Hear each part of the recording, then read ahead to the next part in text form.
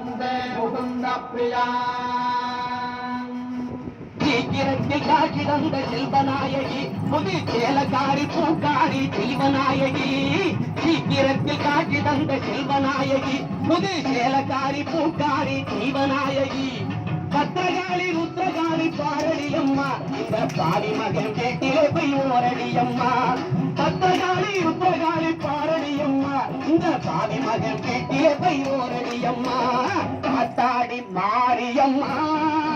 சோறு ஆக்கி வச்ச மாரியம்மா